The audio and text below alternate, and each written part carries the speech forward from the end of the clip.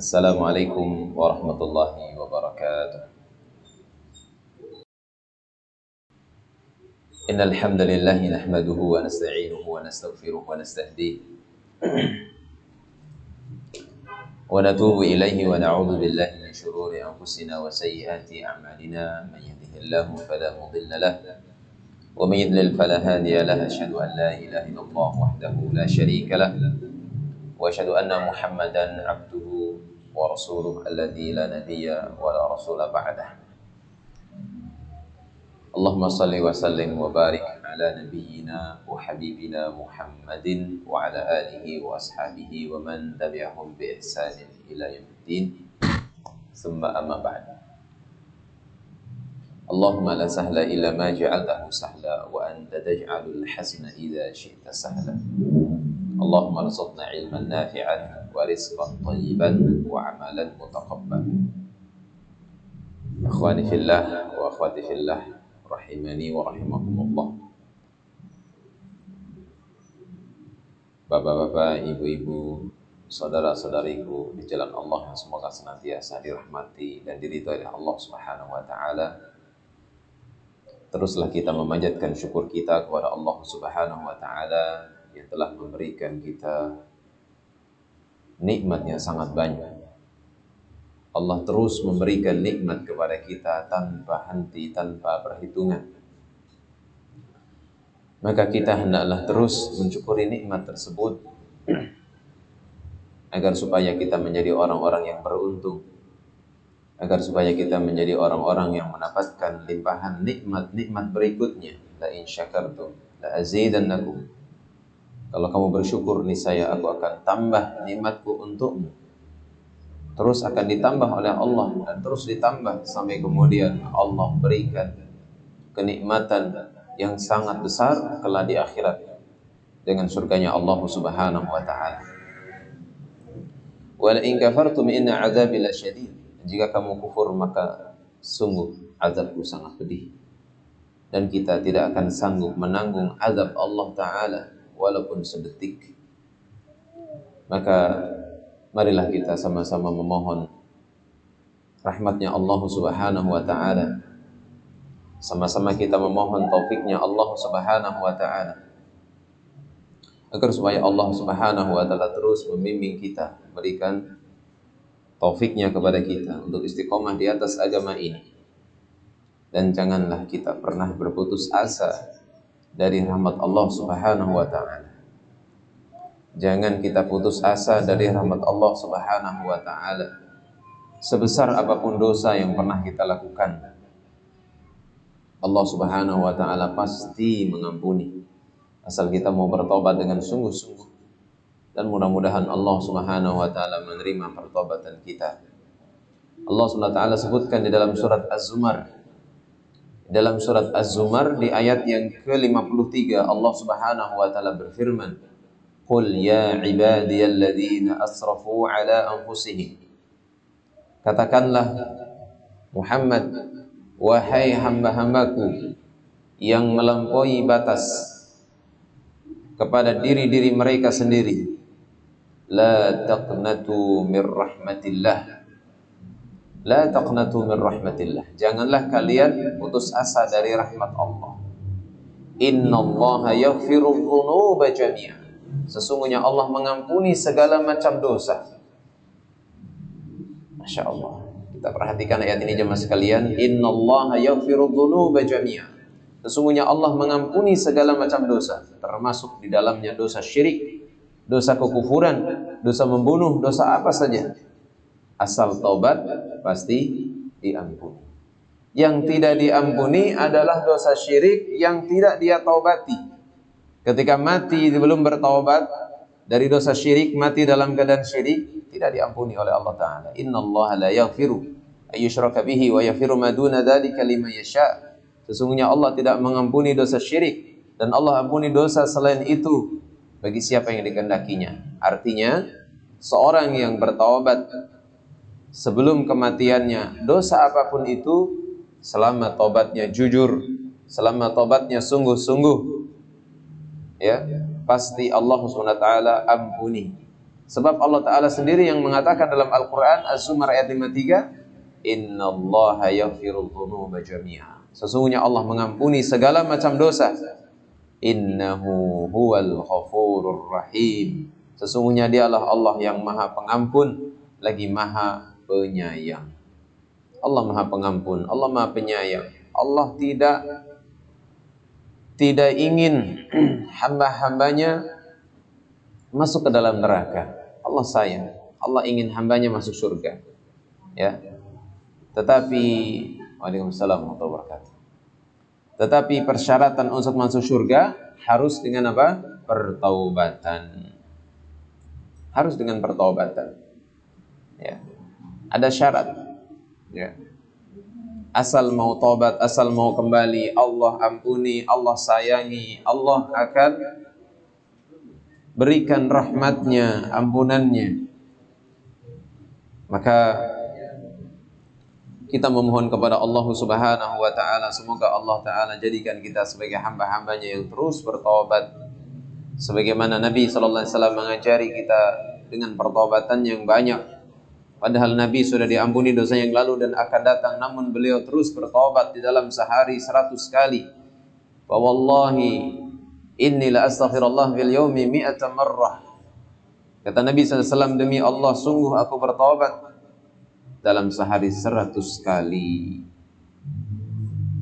Maka bagaimana dengan kita jemaah sekalian yang bergelimang dosa dan maksiat di zaman penuh fitnah, di zaman ketika peluang-peluang dosa dan maksiat terbuka lebar, ya, maka kita terus memohon rahmat dan ampunan Allah Subhanahu wa Ta'ala. Al-Hafidz Ibnu Katsir rahimahullah mentafsirkan ayat ini, menjelaskan tentang ayat ini, hadhil ayatul karimatu da'watun li jami'il asati minal kufrati wa ghairihim ila taubati wal inabah. Ayat yang mulia ini, ya, adalah berupa ajakan untuk semua pelaku-pelaku maksiat, baik itu maksiat berupa kekufuran ataupun selain daripada itu, agar supaya mereka bertaubat, ya, dan kembali kepada Allah. Ayat yang mulia ini, Az-Zumar 53 ini adalah seruan untuk para pelaku maksiat agar kembali kepada Allah, taubat kepada Allah, kembali kepada Allah. Wa ikhbarun bi anna Allah yaghfiru dzunuba jami'a. Dan ayat ini sebagai pengkhabaran, pemberitaan bahwasanya Allah mengampuni semua dosa. Liman taba minha wa raja'a anha, yaitu bagi orang-orang yang bertobat dari dosa-dosa tersebut dan ia kembali, ya, dari dosa-dosa tersebut menuju Allah Subhanahu wa Ta'ala. Ya. Wa in kanat mahma kanat wa in kasrat wa kanat mislu zabadil bahr, ya. Wa in kanat mahma kanat, walaupun apapun itu dosanya. Wa in kasrat, walaupun banyak dosanya. Wa kanat mislu zabadil bahr, walaupun banyaknya itu seperti buih di lautan. Insyaallah. Berapa banyak buih di lautan? Gak bisa ngitungnya. Sangat banyak. Dan buih itu terus ada. Selagi ada desiran ombak pasti ada buih, kan? Insyaallah. Walaupun dosa sebanyak itu diampuni oleh Allah. Syaratnya apa? Taubat, taubat, taubat. Bagi ini ada yang tanya ke saya, Ustaz, bagaimana caranya taubat? Saya jelaskan. Cara taubat itu yang pertama adalah an-nadam, penyesalan, ya, wal ijtihad, ya, wal ijtihad fi taubatih, penyesalan dan sungguh-sungguh dalam pertaubatannya. Sungguh-sungguh di dalam pertaubatannya artinya apa? Dia menyesali, berarti dia mengakui bahwasanya yang dia lakukan adalah salah. Dia sesali dosanya itu dan dia akui yang dia lakukan salah, ya. dan dia sungguh-sungguh dalam pertobatannya, berarti dia tidak ingin kembali ke dalam dosa yang lalu. Karena itu Nabi SAW mengatakan an-nadamu taubah. Penyesalan itulah taubat. Berarti syarat taubat harus menyesal, menangisi dosanya, membenci dosanya, ya, sungguh-sungguh dalam pertaubatannya, menyesal. Berarti syarat taubat adalah menyesal. An-nadamu taubah. Penyesalan adalah taubat. Hakikat daripada taubat adalah penyesalan. Berarti syarat mutlak taubat harus menyesal. Ya. Mengakui bahwasanya yang telah dilakukan dosa dan dia ya berusaha untuk tidak melakukan dosa tersebut, menyesali.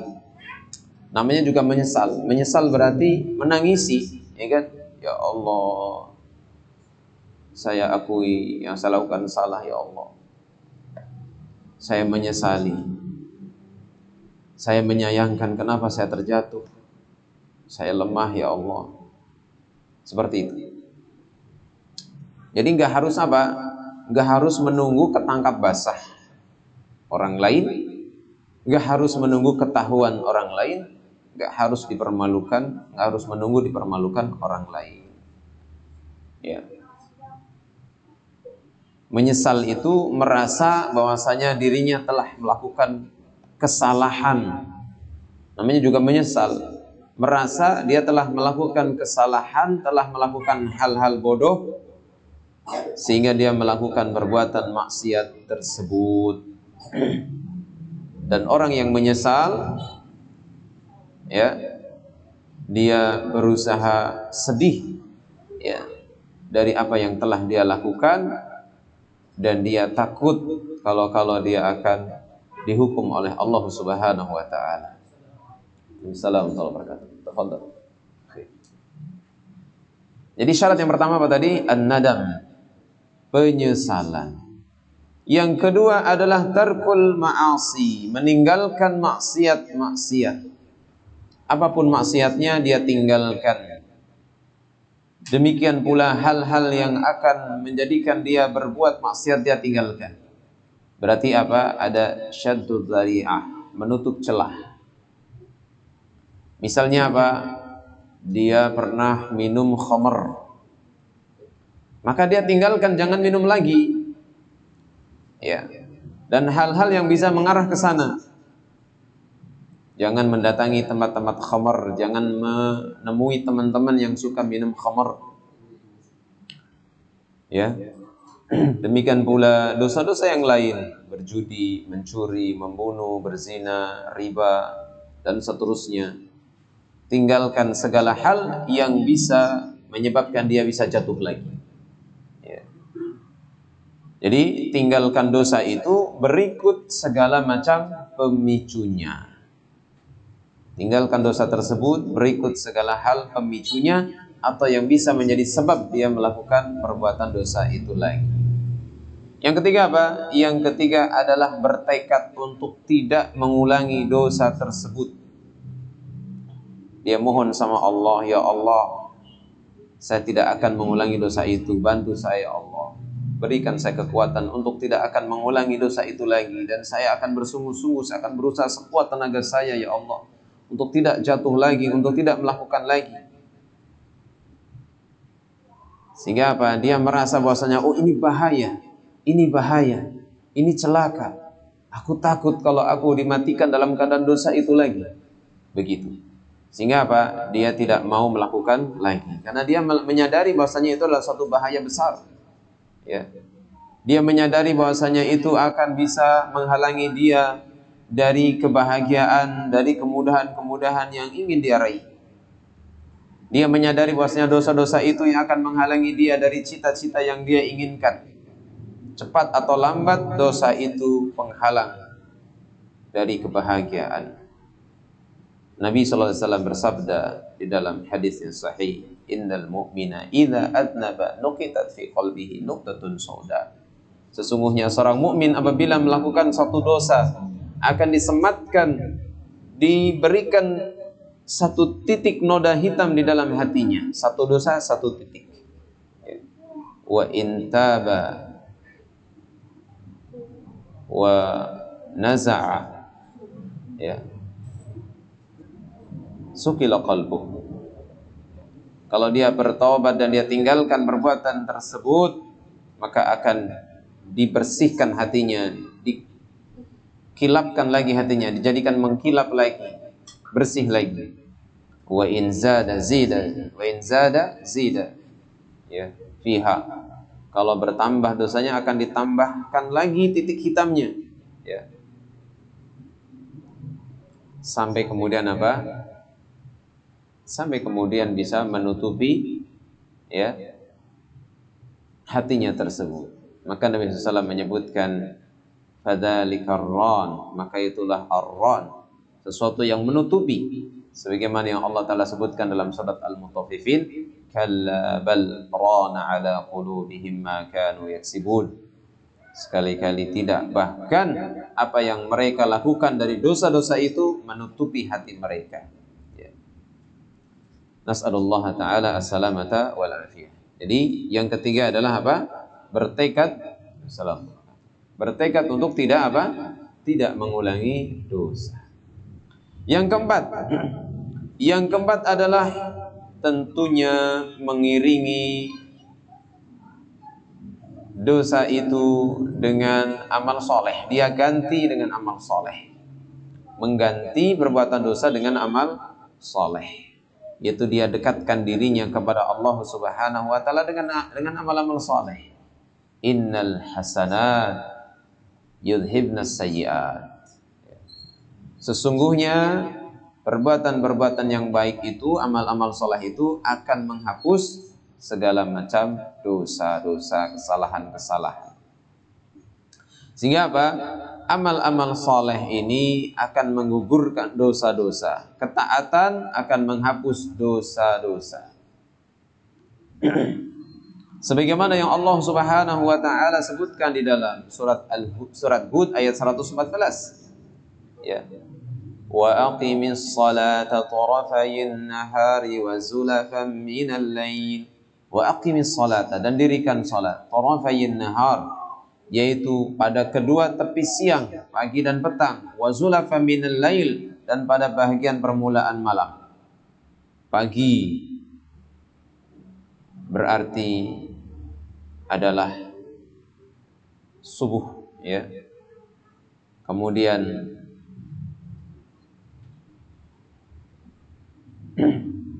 petangnya adalah apa? Tarafayin nahar, berarti subuh, zuhur, kemudian wa zulafa minal lail, dan sebagian permulaan malam, maghrib isya. Ya, subuh, zuhur, kemudian sore, ya. Dari mulai asar, maghrib dan isya. Innal hasanat yudhibnas sayyi'at, sesungguhnya perbuatan yang baik akan menghapuskan perbuatan yang buruk. Amal soleh menghapuskan dosa. Dzalika dzikra lidzakirin, itulah peringatan bagi orang-orang yang ingat. Kemudian langkah berikutnya dalam pertobatan tentunya adalah mencari lingkungan yang baik, komunitas yang baik, teman-teman yang baik yang akan membantu dia di dalam pertobatannya. Sebagaimana yang sudah kita pelajari, bagaimana seorang pembunuh 100 nyawa ingin taubat, ya kan? Ketika ketemu dengan seorang ulama, wahai syekh, bagaimana caranya saya taubat? Kata syekh, hendaklah kamu tinggalkan dosamu, ganti dengan amal soleh, sesali, dan juga tinggalkan kaummu. Ganti lingkungan, pindah. Ternyata beliau melaksanakan apa yang dinasihatkan oleh guru tersebut, dan dia berusaha pindah dari negeri yang buruk menuju negeri yang baik, ya. Dari orang-orang yang berbuat dosa menuju negeri orang-orang yang taat kepada Allah SWT. Namun qadarullah, Di tengah perjalanan orang tersebut mati dan belum sempat beramal dan belum sampai di tempat orang soleh. Terjadilah perdebatan antara dua malaikat, antara malaikat rahmah dan malaikat azab. Namun Allah menghendaki bahwa orang tersebut menjadi ahli surga dengan sebab pertaubatannya walaupun belum sempat beramal soleh. Ya.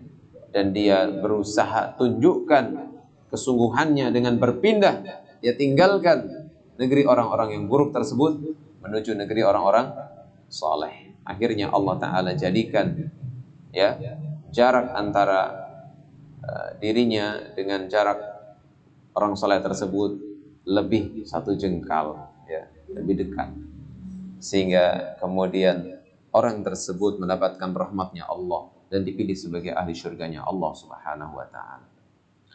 Nah, yang terakhir, ketika kita melakukan dosa apapun itu, hendaklah rahasiakan, tidak perlu dicerita-ceritakan. Ya, rahasiakan. Pernah mencuri, jangan ngomong-ngomong. Jangan ngomong-ngomong dulu saya pernah mencuri. Gak usah. Dosa itu tutupi. Ya. Pernah membunuh, gak usah bangga pernah bunuh. Ya. Pernah makan riba, pernah makan harta anak yatim, pernah korupsi, pernah zina, pernah minum khamar, pernah berbuat syirik, udah lupakan, tutupi. Dosa apapun itu tutupi. Man asaba min hadhil qadhurat, kata Nabi SAW, siapa yang tertimpa dosa maksiat, melakukan perbuatan maksiat, ya, minal qadhurati syai'an falyastatir bisitrillah, maka hendaklah dia sembunyikan dosa itu dengan kerahasiaan yang Allah Ta'ala berikan. Ini menunjukkan bahwasanya kalau melakukan dosa cukup pertaubatan kepada Allah, tidak perlu dicerita-ceritakan. Wa bihadza ya jazama Syafi'i radhiyallahu anhu faqala, maka Imam Syafi'i rahimahullahu ta'ala beliau mengatakan, ahabbu liman asaba dzamban fasatarahu Allah alaihi ayastarahu ala nafsihi wa yatub. Ya, beliau mengatakan, aku menyukai bagi orang yang tertimpa satu dosa, melakukan dosa, fasatarahu Allah, lalu Allah tutupi dosanya itu, ya, fasatarahu Allah alaihi ayastarahu ala nafsi, hendaklah dia tutupi dosanya oleh dirinya sendiri, wa yatub, dan cukuplah dia bertobat kepada Allah. Ya. Jadi nggak perlu cerita, ya. Walaupun di negara Muslim, walaupun di negara yang ditegakkan syariat, orang yang mencuri hukumannya apa? Potong tangan. Nggak perlu cerita, wahai negara, wahai hakim, saya sudah mencuri, potong tangan saya. Nggak usah. Ya. Ketika memang tidak diketahui dan dia ingin taubat, maka tidak perlu, ya, seperti itu. Di zaman Nabi Shallallahu Alaihi Wasallam ada wanita yang mendatangi Nabi, wahai Nabi, saya telah berzina, rajam saya. Karena dia mengasih tahu, memberitahu, dirajam sama Nabi. Ya. Tapi kata Nabi SAW, sungguh, ya, pertaubatannya ini jika dibagi-bagi kepada seluruh penduduk Madinah di saya cukup. Kenapa? Karena taubatnya sungguh-sungguh. Ya. Dan Umar ketika itu menghinakannya, dan kata Nabi, jangan, ya, jangan dihinakannya karena dia bertaubat dengan sungguh-sungguh. Kalau saja si perempuan ini tidak cerita sama Nabi, tidak akan dirajam, ya. Dan cukuplah baginya dengan pertaubatan yang sungguh-sungguh, sehingga, ya, seorang yang dihukum potong tangan, dirajam, dicambuk dan sebagainya, hukuman pancung, ya, bunuh, ini adalah ketika diketahui, ya, diketahui dan ada saksi-saksi, ada bukti-bukti, dan ada penegak hukumnya. Adapun di Indonesia, Tidak ada hukum-hukum seperti itu. Maka seandainya Indonesia menegakkan hukum-hukum seperti itu pun tidak boleh diberitahukan kalau memang tidak diketahui. Ya, tetap disimpan saja. Cukup bertobat kepada Allah dan syukuri ketika dia diberikan kesempatan hidup untuk mengisinya dengan amal-amal soleh. Dan kita mohon kepada Allah Subhanahu wa taala, semoga Allah Subhanahu wa taala menjadikan kita orang-orang yang mendapatkan taufiknya, hidayahnya dan rahmatnya untuk kita ya bisa menjadi ahli surganya Allah Subhanahu wa taala. Amin ya rabbal alamin. Baik, kita akan lanjutkan materi kita pada bab yang kelima ya, yaitu keutamaan para sahabat. Keutamaan para sahabat. Berikut dengan hal-hal yang wajib diyakini terkait dengan para sahabat dan bagaimana Ahlus Sunnah wal Jamaah, sikap dan madhab Ahlus Sunnah wal Jamaah terhadap para sahabat ataupun peristiwa-peristiwa yang ada di tengah-tengah mereka para sahabat ridwanullah alaihim ajma'in. Karena perselisihan di tengah sahabat ada, ya. Fitnah di tengah sahabat ada. Lalu bagaimana sikap kita Ahlus Sunnah? Ya, sikap Ahlus Sunnah tidak akan mencela para sahabat.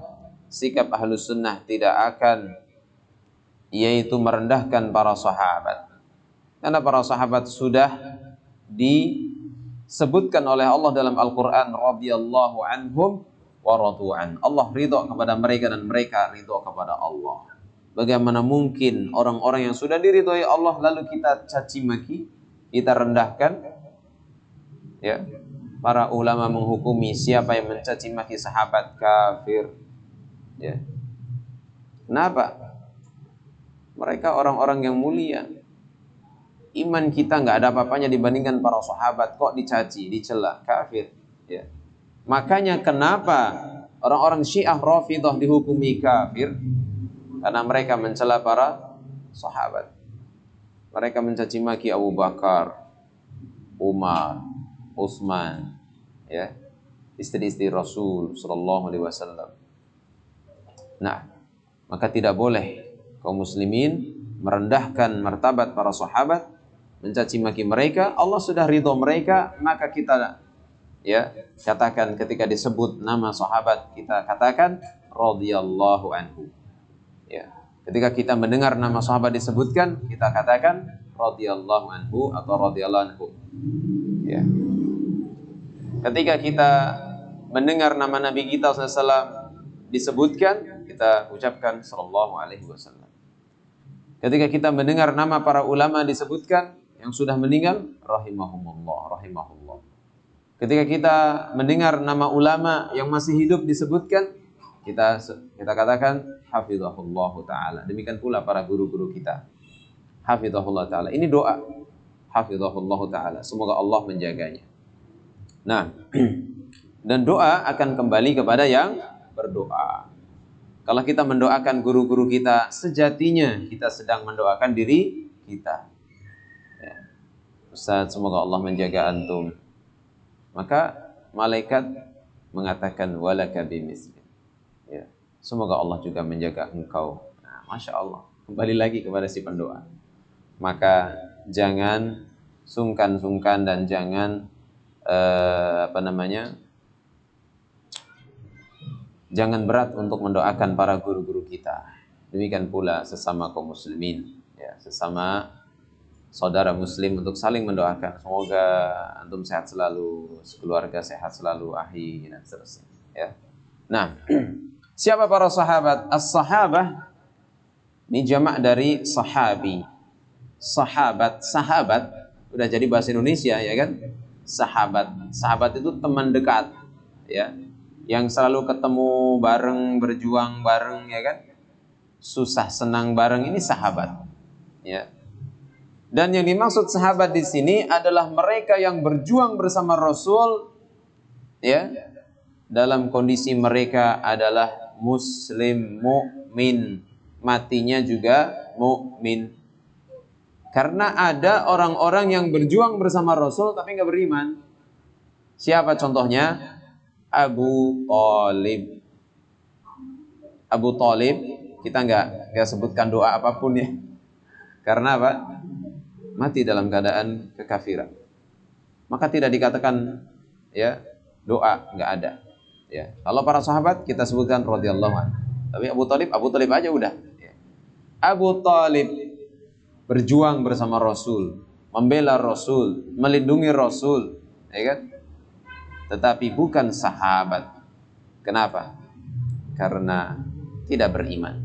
Maka para sahabat adalah mereka-mereka yang beriman, mereka-mereka yang menjadi murid-murid Rasul, mereka-mereka yang senantiasa berjuang bersama Rasul sallallahu alaihi wasallam dan mati dalam keadaan iman. Merekalah para sahabat ridwanullah alaihim ajma'in. Pembela-pembela Rasul yang mereka siap menjadi tameng hidup untuk Rasul sallallahu alaihi wasallam. Iya. Murid-muridnya Rasul sallallahu alaihi wasallam. Singkatnya begitu, ya. Mereka beriman, mati dalam keadaan iman. Jadi kalau ada orang yang pernah beriman, ketemu Rasul, iman, lalu mati dalam keadaan kufur, nggak bisa disebut sahabat. Musailamah tadinya iman, ya kan? Musailamah tadinya beriman, lalu dia ya kufur, ya malah ngaku nabi lagi, ya ngajak-ngajak orang lagi, diajak taubat oleh Abu Bakar nggak mau, maka tidak bisa disebut sahabat. Walaupun pernah ketemu Rasul, walaupun pernah beriman, Musailamah al-Kadzdzab tidak bisa disebut sahabat. Baik. Kewajiban kita kepada para sahabat adalah meyakini bahwasanya mereka adalah manusia-manusia terbaik. Sebagaimana sampai beritanya kepada kita yang disabdakan oleh Nabi kita sallallahu alaihi wasallam, khairun nasi qarni. Sebaik-baik manusia adalah generasiku. Generasiku artinya generasi sahabat. Generasiku, yakni maksudnya adalah orang-orang yang hidup bersama Rasul, bertemu Rasul, yang mereka beriman menjadi pembela Rasul, murid-muridnya Rasul, yaitu para sahabat. Tsummal ladzina yalunahum, kemudian yang setelahnya yaitu tabi'in, yang enggak ketemu Rasul tapi ketemu sahabat dan menjadi muridnya sahabat. Ya. Tsummal ladzina yalunahum, kemudian setelahnya yaitu tabi'ut tabi'in, yang bertemu dengan tabi'in, berguru dengan tabi'in, belajar dengan tabi'in, dan tidak ketemu dengan sahabat. Jadi kita meyakini itu. Mereka adalah manusia-manusia terbaik, sebab Rasul yang mengatakan itu. Dan mereka adalah orang-orang yang dipuji oleh Allah, orang-orang yang disebutkan oleh Allah radhiyallahu anhum wa radu'an. Allah ridha kepada mereka dan mereka ridha kepada Allah. Bagaimana mungkin orang-orang yang sudah diridhai Allah lalu dicela? Ya. Berarti orang yang sudah diridhai Allah, yakin, hakul yakin, pasti mereka sudah diampuni oleh Allah. Kalau sudah diampuni, berarti mereka berhak masuk ke dalam surganya Allah. Bahkan ada 10 sahabat yang sudah diberikan kabar gembira, dikasih bocorannya, sudah dijamin masuk surga. Masya Allah. Senang sekali ya. Coba kalau kita dikasih bocoran kayak gitu, kayaknya bersantai-santai ya, aman. Para sahabat enggak, mereka tetap berjihad, berjuang bersama Rasul sallallahu alaihi wasallam. Allah Ta'ala sebutkan di dalam surat At-Taubah ayat 100, was-sabiqunal awwaluna minal muhajirin wal ansar. Dan orang-orang yang pertama-tama masuk Islam, as-sabiqunal awwalun minal muhajirin wal ansar, dari kalangan muhajirin dan ansar, walladzina taba'uhum, dan orang-orang yang mengikuti mereka bi ihsan, dengan baik. Berarti ada peluang nih bagi kita, ya. Kalau kita ingin mendapatkan ridhonya Allah dan kita tidak bisa jadi sahabat, Karena kita nggak bisa ketemu Rasul, Rasul sudah meninggal 14 abad yang lalu, ada peluang. Yaitu apa? Walladzina tabauhum bi ihsan. Mengikuti mereka dengan baik. Jadi nggak jadi sahabat, ya jadilah pengikut sahabat. Jadilah pengikut mereka dengan baik, ikuti manhajnya, ikuti akidahnya, ikuti sirahnya, ikuti cara beragamanya. Maka insya Allah kita ikut masuk dalam ayat ini, radhiyallahu anhum wa radu anhu. Allah ridha kepada mereka dan mereka ridha kepada Allah. Wa a'adda lahum jannatin tajri tahtahal anharu khalidina fiha abada. Dan Allah akan siapkan bagi mereka wa a'adda lahum jannatin tajri tahtahal anhar, surga yang mengalir di bawahnya sungai-sungai, khalidina fiha abada, kekal di dalam surga itu selama-lamanya. Dzalikal fawzul azim, itulah kemenangan yang besar. Maka jemaah sekalian, ada celah, ada peluang untuk kita dapat ridho Allah. Ada celah, ada peluang untuk kita dapat surga Allah. Ikuti para sahabat. Ya. Ikuti mereka, teladani mereka, ya. Contoh mereka, maka Allah SWT akan ridho kepada kita dan kita akan dijadikan sebagai penghuni surganya. Yang diantara sifat surga adalah tajri tahtahal anhar, mengalir di bawahnya sungai-sungai. Masya Allah, indah sekali. Ada istananya, ada kelengkapan semua di dalamnya, makanan nggak pernah masak, ya. Makanan selalu datang sendiri, cering, cering, cering. Habis dimakan, datang makanan baru, ya, dan nggak pernah basi. Dimakan habis, cering datang lagi. Buah pun nggak pernah berhenti musimnya. Bahkan ingin metik, tangkainya datang sendiri. Ya, nggak perlu manjat, tangkainya datang, tinggal petik. Ya. Bahkan ingin buah, ya sudah tersedia di meja-meja, nggak pernah habis. Ambil satu, muncul satu lagi. Ya. Masya Allah, nikmat yang tiada tara. Nggak ada panas, ya, sejuk, yang ada adalah kesejukan. Nggak pernah ada baju kotor, bajunya selalu bersih, ya, dan memiliki istri-istri yang banyak sehingga tidak pernah kesepian. Ada pelayan-pelayan yang siap melayani seperti raja kita diperlakukannya. Bahkan ada taman-taman yang indah, ada sungai mengalir di bawahnya. Bahkan, ya, ada pasar-pasar yang kita bisa belanja tanpa bayar. Ada ruang-ruang pertemuan, ngumpul dengan para sahabat-sahabat di dunia. Ini kita ini ngumpul nih kan di dunia, ya. Dipertemukan oleh Allah di Mushola Nurul Falah dalam kajian rutin, ya. Mudah-mudahan nanti kita ketemu di surga, ngumpul lagi. Pak, dulu kan kita ya ngaji bareng, ya. Sekarang ngumpul di surga, kita makan bareng, Masya Allah. Obrolannya adalah tanya kabar, ya. Pokoknya kesenangan dan kesenangan, ya. Bahkan ketika ya seorang suami berhubungan dengan istrinya pun tidak ada tidak ada cairan-cairan yang keluar, ya. Yang ada hanya kesenangan, kenikmatan. Maka kesenangan-kesenangan yang seperti itu tentu kita rindukan dan kita inginkan. Surga yang sangat indah yang mengalir di bawahnya sungai-sungai, dan ternyata perjuangannya berat, ya, gak ringan. Kenapa? Karena akan diminta bukti perjuangan kita. Sungguh-sungguh enggak, ya. Karena surga itu mahal. Maka perjuangan ke sana berat. Huffatil jannatu bil makarih wa huffatin nar bisyahawat. Surga dihiasi dengan sesuatu yang berat-berat yang dibenci oleh jiwa, dan neraka dihiasi dengan syahwat yang disukai oleh jiwa, ya. Santai-santai, kemudian maksiat-maksiat kan disukai jiwa, ya. Adapun amal-amal ketaatan yang dibutuhkan kesungguhan dan keikhlasan, jihad yang sesungguhnya, perjuangan yang sesungguhnya, pengorbanan yang sesungguhnya, itulah yang akan membuahkan surga, ya. Dan itu harus dilatih.